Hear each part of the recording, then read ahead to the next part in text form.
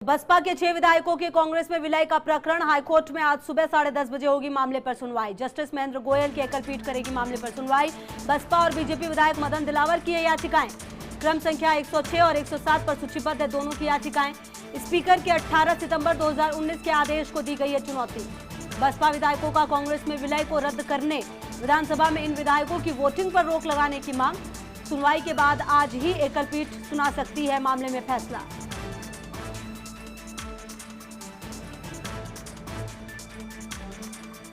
तो आज का दिन बेहद खास है, जहां आज एकल पीठ सुना सकती है मामले में फैसला। और हमारे सहयोगी निजाम कंसारिया ज्यादा जानकारी के लिए इसी खबर पर हमारे साथ जुड़ गए हैं। निजाम, आज का दिन बेहद खास होने वाला है क्योंकि एकल पीठ आज फैसला सुना सकती है। 10:30 बजे का वक्त बताया जा रहा है, जो हाईकोर्ट में तमाम चीजें शुरुआत होंगी। क्या कुछ जानकारी आपके पास, और सुप्रीम कोर्ट के मसले पर भी क्या कुछ अपडेट निजाम?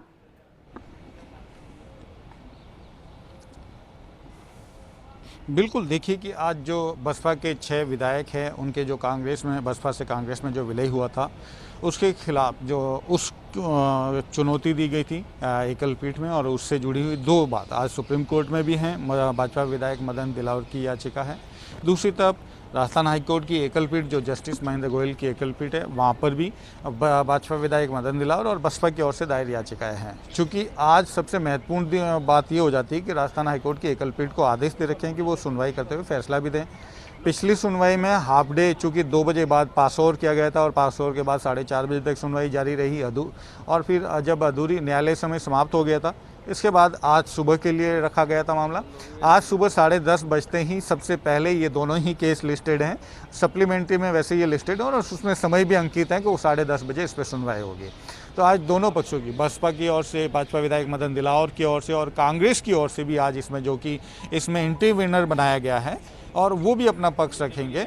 इसकी महत्वपूर्ण बात यह है कि आज जो इस मामले में अगर फैसला आना है तो दोपहर 1 बजे तक आएगा, क्योंकि राजस्थान सरकार ने कल कृष्ण जन्माष्टमी के मौके पर आज आधे दिन का अवकाश पूरे राज्य में घोषित कर रखा है।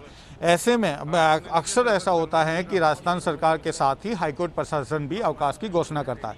फिलहाल अभी तक हाईकोर्ट प्रशासन की ओर से आधे दिन का घोषणा नहीं की गई है, लेकिन जो हमारी हाईकोर्ट प्रशासन से बातचीत हुई, उनके अनुसार अभी जैसे ही मुख्य न्यायाधीश कोर्ट आएंगे 10:15 बजे के करीब, तो उसके बाद इस मामले में घोषणा हो सकती है कि आज प्रदेश की अदालतों में भी आधे दिन का अवकाश रखा जाए दोपहर बाद।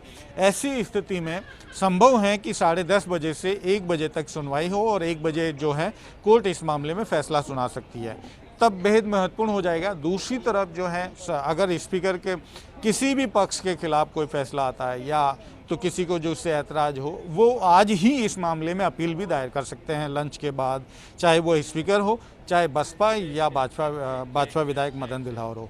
जिनके पक्ष में नहीं आता दिखेगा तो वो आज ही इस मामले में, और इसको लेकर वो तैयारी भी शुरू कर चुके हैं और ये मान के चल रहे हैं दोनों पक्ष की आज सुनवाई पूरी हो जाएगी और आज ही फैसला आ जाएगा। तो अगर फैसला आता भी है तो वो दोपहर 1 बजे तक की ज़्यादा संभावनाएं हैं, क्योंकि आज दोपहर बाद अदालतों में अवकाश रह सकता है। फिलहाल अवकाश की घोषणा नहीं की गई है, लेकिन अभी 10:30 बजे से तक ये घोषणा भी की जा सकती है। आज बेहद महत्वपूर्ण ये भी है कि कांग्रेस अपना पक्ष रखेगी कि किस तरीके से इस जो बसपा के 6 विधायकों का विलय जो कांग्रेस में 18 सितंबर 2019 के स्पीकर के आदेश के द्वारा किया गया था, वो उसको सही बता रही है और कह रही है कि वो आज की तारीख में जो बसपा के 6 विधायक हैं वो कांग्रेस के विधायक है, न कि बसपा के विधायक है, और उन पर आदेश नहीं दिया जा सकता क्योंकि वो विधानसभा का क्षेत्राधिकार है। तो ये बेहद महत्वपूर्ण मामला है। स्पीकर की ओर से कल देर रात भी इसमें जवाब पेश किया गया है।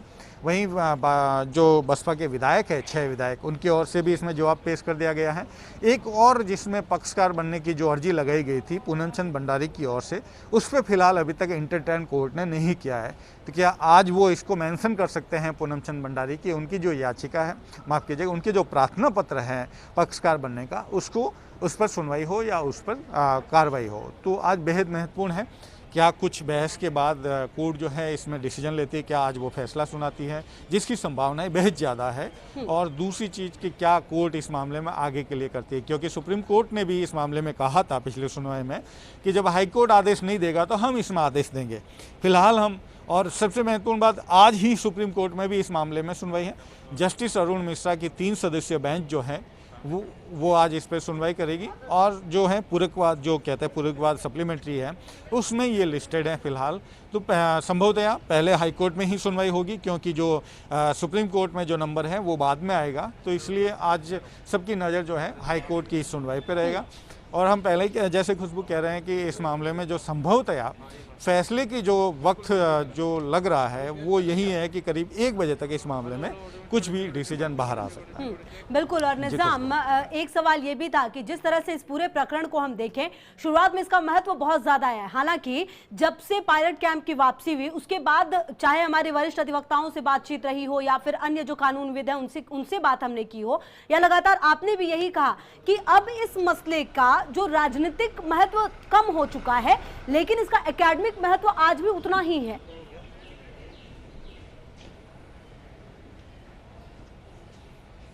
बेशक ये दोनों ही पार्टियों के लिए बहुत महत्वपूर्ण हो गया है। देखिए कि बसपा के विधायकों का जो विलय कांग्रेस में हुआ है, और अगर इसको अमान्य घोषित किया जाता है तो भाजपा के लिए भी बेहद मुश्किल हो जाएगी, क्योंकि सिक्किम और गोवा का जो विलय है, फिर जो कि ऑलरेडी गोवा का मामला जो सुप्रीम कोर्ट में पेंडिंग है, उसमें भी काफ़ी मुश्किलें जो हैं बीजेपी के लिए भी हो सकती हैं, जो कि अलग अलग राज्यों में जो विलय किया गया है वो क्या एक पार्टी के विधायकों का या पार्टी के सदस्यों का जो कि किसी के मेंबर है विधानसभा या कहीं, उनका विलय किसी दूसरी पार्टी में किया जाता है, तो क्या वो दल बदल कानून के तहत आता है या नहीं आता, ये आज बेहद महत्वपूर्ण इस चीज़ में आ जाएगा। क्योंकि अभी इस मामले में 6 के 6 विधायक बसपा के उसमें शामिल हो गए हैं।